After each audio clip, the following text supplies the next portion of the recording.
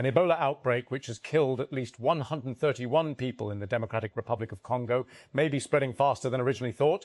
A World Health Organization WHO representative has warned. Dr. Anne Ansier told the BBC that the more the agency investigates, the clearer it becomes that cases have spread to other areas. The bodies of 2 of the 4 remaining Italians who died in an underwater cave in the Maldives were recovered by divers on Tuesday. An official said as efforts continue to retrieve the remains of the 2 others, 5 Italians died while exploring the Vavu Atoll caves last week, prompting a multinational effort to locate and retrieve their remains. Head of Starbucks Korea has been dismissed after a marketing campaign that evoked a bloody crackdown on pro-democracy protesters provoked outrage, including from South Korea's president.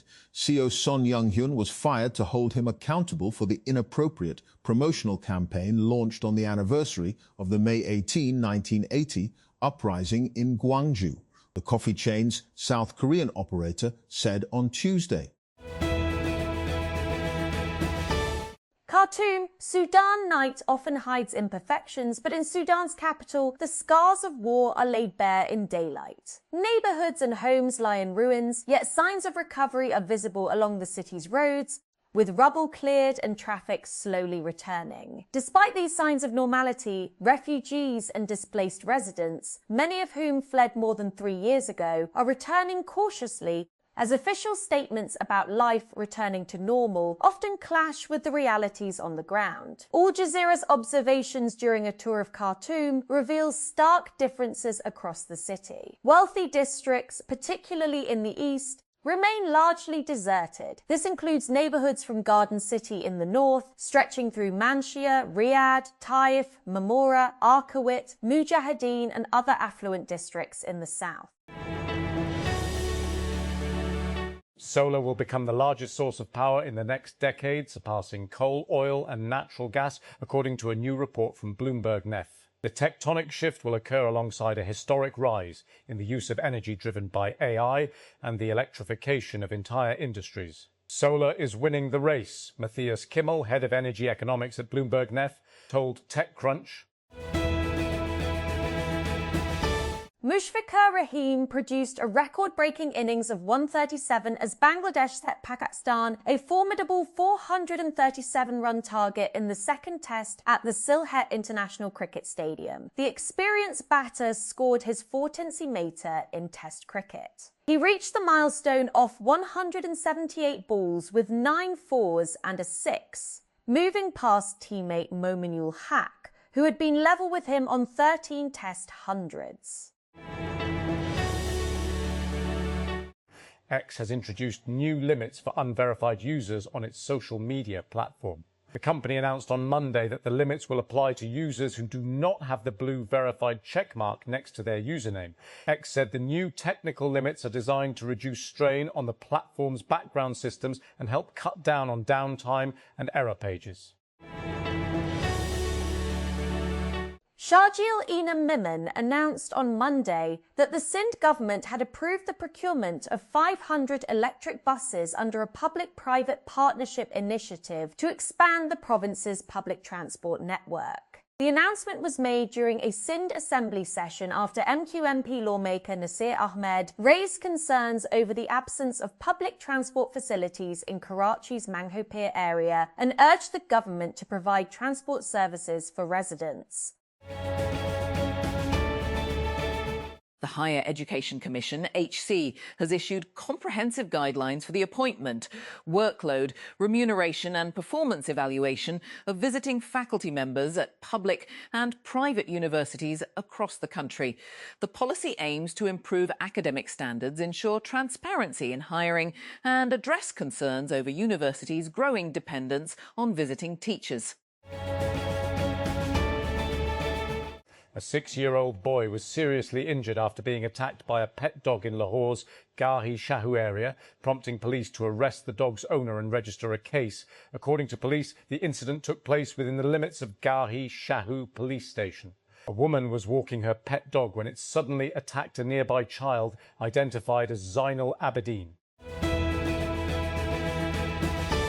Spain's High Court has acquitted Colombian pop star Shakira of tax fraud and overturned the €55 million 64 fine imposed in 2021 by the Spanish tax agency, according to a court document seen by Reuters on Monday. Acting on an appeal by the Hips Don't Lie singer, the court ordered the Treasury to reimburse her with over 60 meters euros 70, including interest, Shakira's defense said. Khyber Pakhtunkhwa Governor Faisal Karim Kundi on Tuesday said that Prime Minister Shehbaz Sharif had constituted a committee on the compressed natural gas (CNG) crisis in the province. The development comes a day after, in a rare show of unity, the KB government and opposition joined hands over wheat and CNG crises in the province and demanded that the federal government resume wheat supply and withdraw its orders for the closure of CNG stations in the province.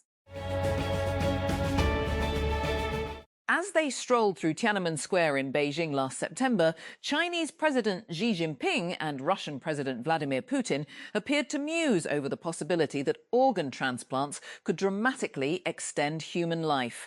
Human organs can be continuously transplanted. The longer you live, the younger you become, and even achieve immortality, Putin's interpreter was heard saying. A 25-year-old man has been arrested on suspicion of killing his parents and injuring 4 others in a mass shooting in southern Spain, police have said. Authorities said the shooting was reported at 23 local time, 22 BST, on Monday in the small town of El Ejido near Almeria. Armed men abducted 39 students and 7 teachers in an attack targeting several schools in Nigeria's southwestern Oyo state last week. Officials and a Christian association have said the attack took place on Friday in a Horo SNLA community in Oriaya district, targeting a secondary school and 2 primary schools, officials said on Monday. 2 teenage gunmen opened fire at a mosque in San Diego on Monday, killing 3 men before later killing themselves, according to police. Authorities said the attack at the Islamic Center of San Diego is being investigated as a possible hate crime. With UK Prime Minister Keir Starmer under pressure from within his own party to announce his resignation, Manchester Mayor Andy Burnham has announced an ambitious plan of his own to win a parliamentary seat in the northern English town, Ashton in Makerfield. According to his supporters, he is the best candidate to replace Starmer by the time of the Labour Party's next annual conference in September. At least 10 people have died after heavy rains caused widespread flooding and landslides across southern and central China. The China Meteorological Administration, CMA, maintained elevated orange alerts on Tuesday for heavy rain and severe stormy weather, warning that the huge precipitation system has entered its strongest, most destructive stage. The Senate Standing Committee on National Heritage and Culture has expressed serious concern over poor maintenance, security lapses and cleanliness issues at the mausoleum of Muhammad Ali Jinnah in Karachi. During a meeting chaired by Hidayatullah Khan at Parliament House, committee members highlighted multiple issues at the mausoleum premises, including the presence of drug sellers, theft of fencing materials, and illegal encroachments in the form of shops. Pakistan Medical and Dental Council has announced the schedule for the Medical and Dental Colleges Admission Test, MD-CAT 2026, through an official public notice issued on Monday. According to the notice, the MD-CAT 2026 examination will be conducted across the country on Sunday, August 16, 2026.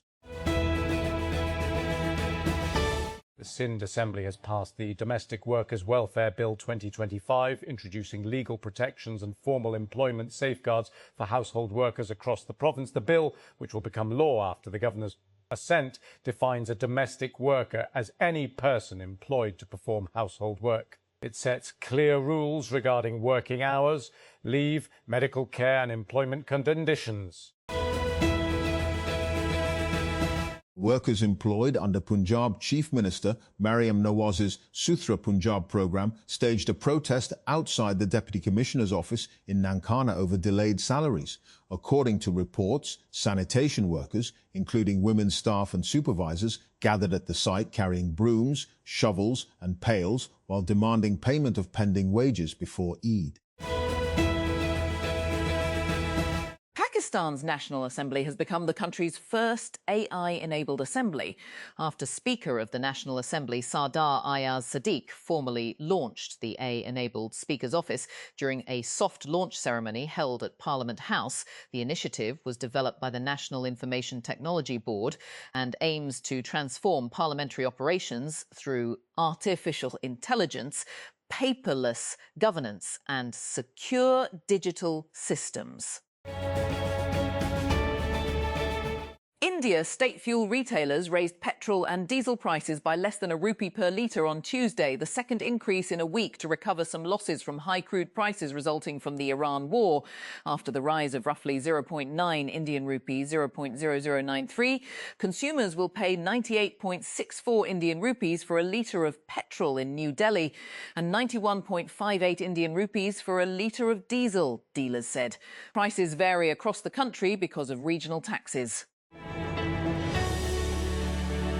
Head of the World Health Organization on Tuesday expressed concern at the speed and scale of the Ebola outbreak in Central Africa, declared a continental emergency as the number of deaths in the Democratic Republic of Congo, DRC, jumped to 131. The toll from the Ebola outbreak in the DRC has risen to an estimated 131 deaths from 510 suspected cases, Health Minister Samuel Roger Kamba said. There has also been one death in neighboring Uganda.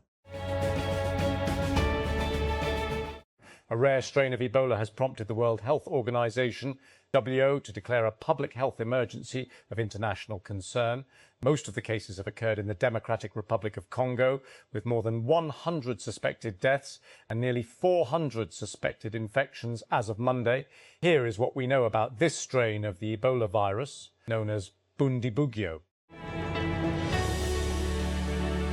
United States President Donald Trump said he postponed a planned attack on Iran after requests from the leaders of Qatar, Saudi Arabia and the United Arab Emirates, adding that serious negotiations are now taking place behind the scenes. The comments suggest renewed diplomatic efforts are underway amid weeks of escalating tensions between Washington and Tehran.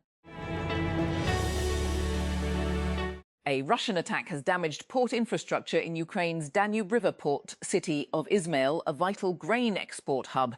While Russian authorities said they had downed 4 Ukrainian drones headed towards Moscow, as peace efforts remain stalled and both sides continue reciprocal attacks. Izmail, in the Odessa region, is a frequently targeted logistical centre and was hit in the early hours of Tuesday. It is Ukraine's largest port on the Danube. On May 14, Jerusalem Day, Israel's annual celebration of its 1967 capture of occupied East Jerusalem, tens of thousands of ultra-nationalist Israelis marched through the old city chanting "Death to Arabs" and "May your villages burn," while attacking Palestinian shops and residents. Far-right National Security Minister Itamar Ben-Gvir raised the Israeli flag in the Al-Aqsa Mosque compound, declaring the Temple Mount is in our hands, using the Jewish term for the site, while fellow Jewish power legislator Yitzhak Kreuzer prostrated himself before the dome of the Rock Mosque and declared on social media, "The time has come to get rid of all the mosques and work to construct the temple." Workers at the SoFi Stadium in Los Angeles have decided to go on strike if federal immigration enforcement agents are deployed at the venue when it hosts FIFA World Cup matches in June and July. The unit, here Local 11, a labor union representing some 2,000 hospitality employees, on Monday demanded federal guarantees that Immigration and Customs Enforcement, IC, would not be used during the matches scheduled at the stadium.